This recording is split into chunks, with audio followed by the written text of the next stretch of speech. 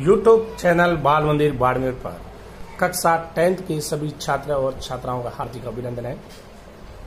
प्रश्नावली 16.1 पश्चिम क्षेत्रफल और आयतन। प्रश्न नंबर 1, एक घनाभ 12 सेमी लंबा, 9 सेमी चौड़ा और 5 सेमी ऊंचा है तथा घनाभ का संपूर्ण पृष्ठीय क्षेत्रफल एवं आयतन ज्ञात कीजिए। पहला प्रश्न है और इसका हल इस प्रकार है। देखो आपको क्या दिया है वो देख लो आप। घनाभ की लंबाई, घनाभ की लंबाई L जो दी अपने को 12 सेंटीमीटर, 12 सेंटीमीटर। घनाभ की चौड़ाई, चाहो तो वापस लिख दो यहां पर। घनाभ की चौड़ाई विड्थ बी बराबर है 9 सेमी। घनाभ की ऊंचाई, घनाभ की ऊंचाई H वो है 5 सेंटीमीटर। ठीक।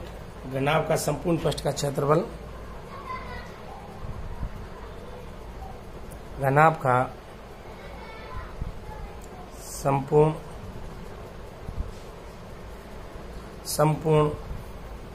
पृष्ठीय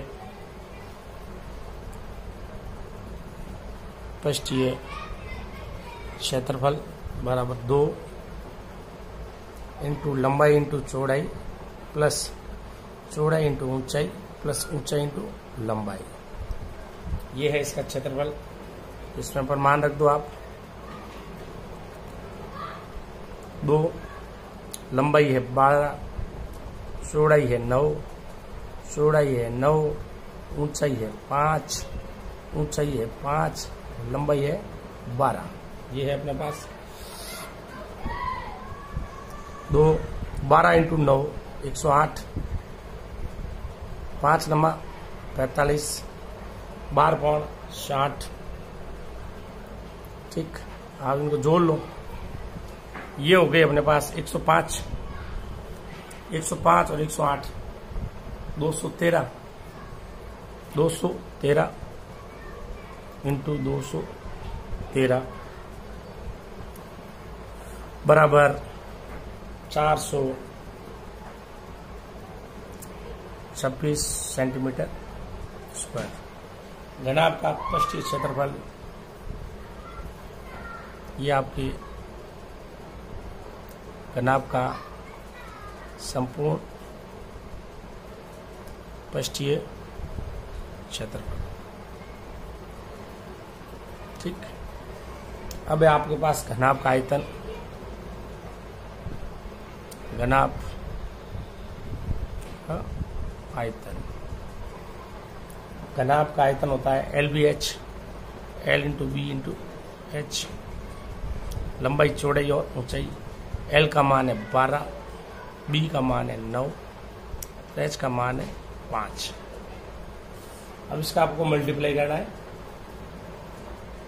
12 इंटू 9 108, 108 को आप 5 से गुणा करो। 108 को 5 से गुणा करो 540। ये 108 12 इंटू 9 108 इंटू 5।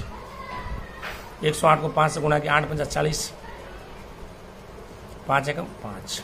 ये आपके घनाभ का आयतन, घनाभ का आयतन, घनाभ का आयतन सेंटीमीटर क्यूब। ठीक। घनाभ का संपूर्ण पृष्ठीय क्षेत्रफल सेंटीमीटर स्क्वायर। एक घनाभ 12 सेमी लंबी, 9 सेमी चौड़ा और 5 सेमी ऊंचा है। घनाभ का संपूर्ण पृष्ठ का क्षेत्रफल और उसका आयतन ज्ञात कीजिए। घनाभ की लंबाई L बराबर 12 सेमी, घनाभ की चौड़ाई B बराबर 9 सेमी, घनाभ की ऊंचाई H बराबर 5 सेमी। घनाभ का संपूर्ण पृष्ठीय क्षेत्रफल 2 इंटू लंबाई प्लस लंबाई इंटू चौड़ाई प्लस चौड़ाई इंटू ऊंचाई और ऊंचाई इंटू लंबाई। 2 लंबाई 12 है, चौड़ाई 9 है, प्लस चौड़ाई 9, ऊंचाई 5 प्लस ऊंचाई 5 और लंबाई 12। 12 इंटू 9 108, 5 लम्बा 45, 5 इंटू 12 60, 108 प्लस 45 प्लस 60, ये हो गया 213, 213 × 2 426 सेंटीमीटर स्क्वायर। घनाभ का संपूर्ण पृष्ठीय क्षेत्रफल 426 सेंटीमीटर स्क्वायर। घनाभ का आयतन LBH, लंबाई चौड़ाई इंटू ऊंचाई, लंबाई 12, चौड़ाई 9, ऊंचाई 5, 12 × 9 108, 108 × 5 540 सेंटीमीटर क्यूब। घनाभ का आयतन 540 सेंटीमीटर क्यूब है, ठीक। और तीनों घनों की भुजाएं, प्रश्न नंबर 2, तीनों घनों की भुजाएं क्रमशः 8 सेमी, 6 सेमी और 1 सेमी है। इन्हें पिघलाकर नया घन बनाया जाता है। नए घन का संपूर्ण पृष्ठीय क्षेत्रफल ज्ञात कीजिए। ये आपको दिया हुआ है हल। तीनों घनों की भुजाएं क्रमशः, तीनों घनों की भुजाएं क्रमशः L1, L2, L3, L1, L2, L3 है। तो नए घन की भुजा, नए घन की भुजा L है। L1 बराबर है अपने पास 8 सेंटीमीटर, L2 बराबर है अपने पास 6 सेंटीमीटर, L1 बराबर है अपने पास 1 सेंटीमीटर। इन्हें पिघला कर नया घन बनाया जाता है। तो संपूर्ण पृष्ठीय क्षेत्रफल ज्ञात करना। तो आपको सबसे पहले निकाला n, प्रश्नानुसार,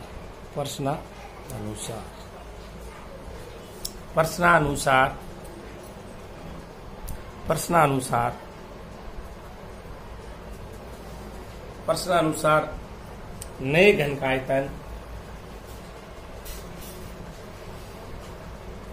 प्रश्नानुसार नए घन का आयतन बराबर तीनों घनों के, तीनों घनों के आयतनों के योग के बराबर होता है। नए घन का आयतन, घन का आयतन तो भुजा क्यूब, ये L1 का क्यूब, ये L2 का क्यूब और ये L3 का क्यूब। तो L1 यानी 8 का क्यूब, L2 6 का क्यूब, L1 1 का क्यूब। 8 का घन 512, 6 का घन 216, L1 यानी 1 का घन 1, ये हो गया 729। भुजा L क्यूब, ये L क्यूब, ये L क्यूब, ये बराबर आ जाएगा अपने पास 9 का क्यूब। आधार समान है तो घात बराबर होगी, L का मान आ जाएगा अपने पास 9 की पावर 3 अपॉन 1/3। घातांक के नियम से 3 से 3 गया, L का मान आ गया अपने पास 9 सेंटीमीटर। 9 सेंटीमीटर L का मान आ गया 9 सेंटीमीटर, ठीक। और नए घन का संपूर्ण पृष्ठ का क्षेत्रफल, चूंकि नए घन का संपूर्ण पृष्ठीय क्षेत्रफल बराबर 6L स्क्वायर, 6L स्क्वायर,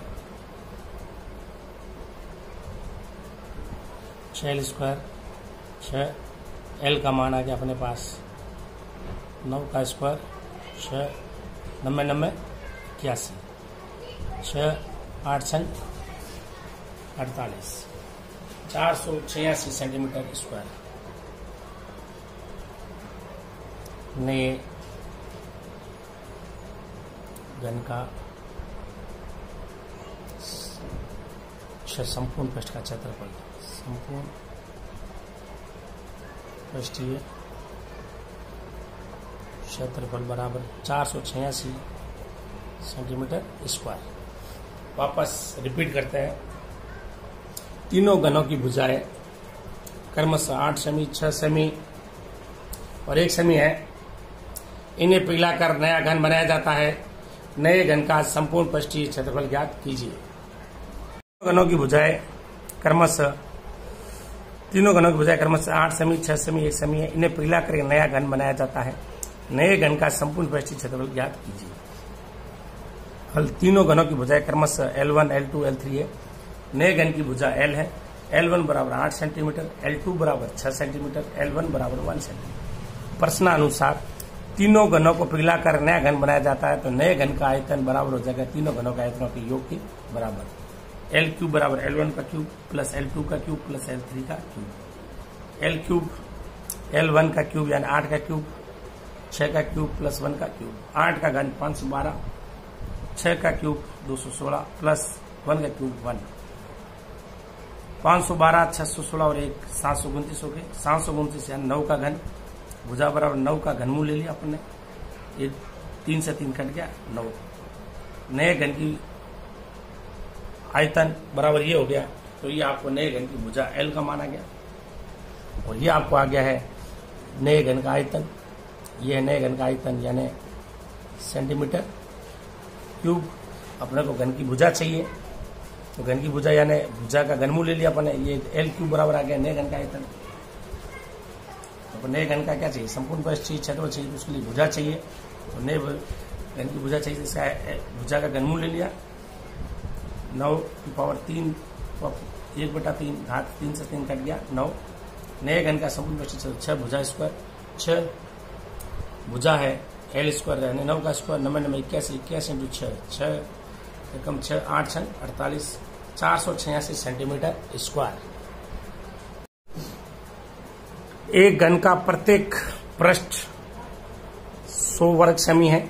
यदि आधार के समांतर समतल द्वारा घन को काटकर 2 बराबर भागों में बांट दिया जाए तो प्रत्येक समान भाग का संपूर्ण पृष्ठीय क्षेत्रफल ज्ञात कीजिए।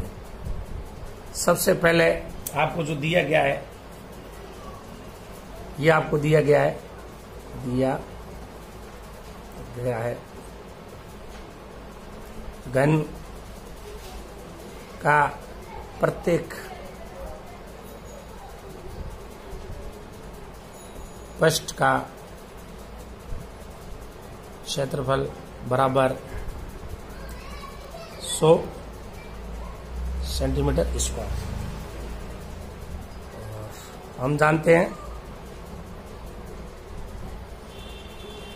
जानते हैं कि घन का प्रत्येक फलक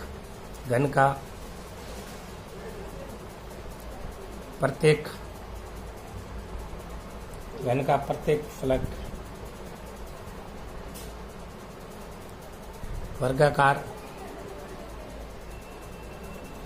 होता है। माना कि घन की भुजा L है। L स्क्वायर बराबर हो गया घन का संपूर्ण पृष्ठ का क्षेत्रफल 100 सेंटीमीटर स्क्वायर। L बराबर 100 का वर्गमूल आ जाएगा अपने पास। L का मान आ जाएगा 10 सेंटीमीटर। ठीक, ये आ गया घन की भुजा। और घन को ये इस प्रकार काट रहे हैं, देखो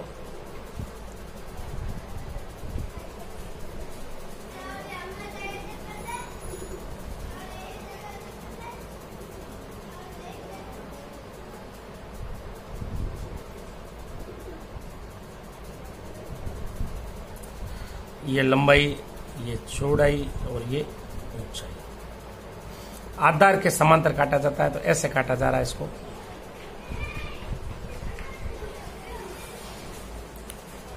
प्रश्न अनुसार आधार के समांतर समतल द्वारा घन को काटा जाता है तो दो समान घनाभ में बंट जाता है, जिसकी लंबाई 10, चौड़ाई 10 और ऊंचाई उसकी आधी हो जाएगी। वो ऊंचाई से काटा जाता है, ऊंचाई इसकी आधी हो जाएगी 5 सेंटीमीटर। तो संपूर्ण प्रत्येक भाग का संपूर्ण पृष्ठीय क्षेत्रफल समांतर समतल द्वारा घन को काटा जाता है, दो समान घनाभ में बंट जाता है और इसकी लंबाई L 10, H 10 और H 5 और B चौड़ाई ये अपने पास आ जाती है 10। तो इसकी नए घनाभ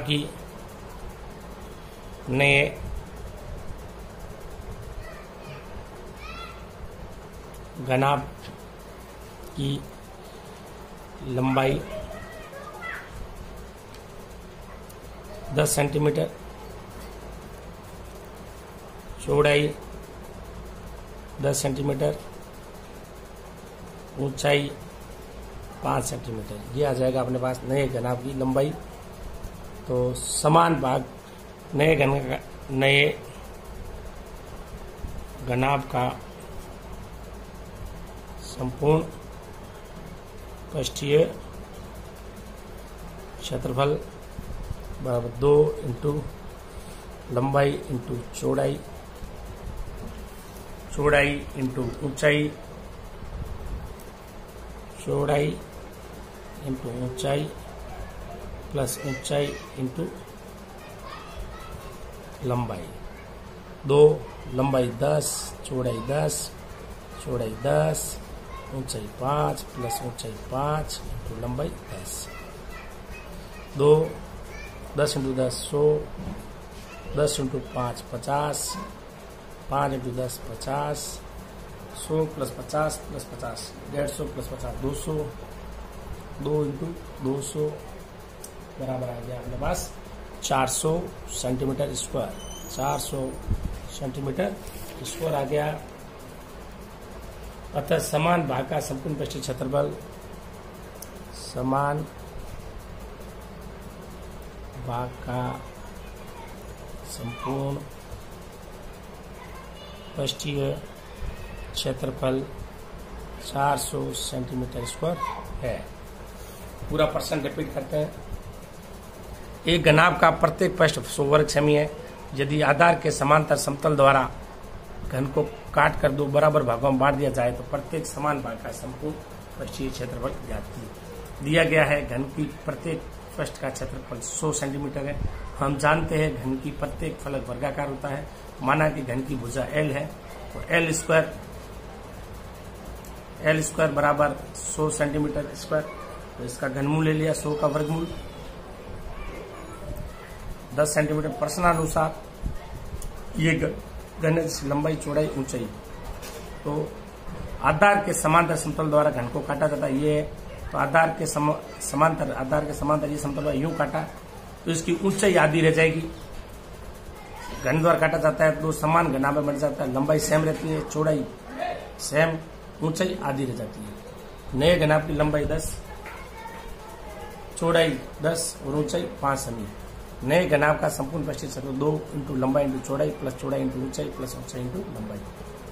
लंबाई 10, चौड़ाई 10 प्लस चौड़ाई 10, ऊंचाई 5 प्लस ऊंचाई 5, लंबाई 10।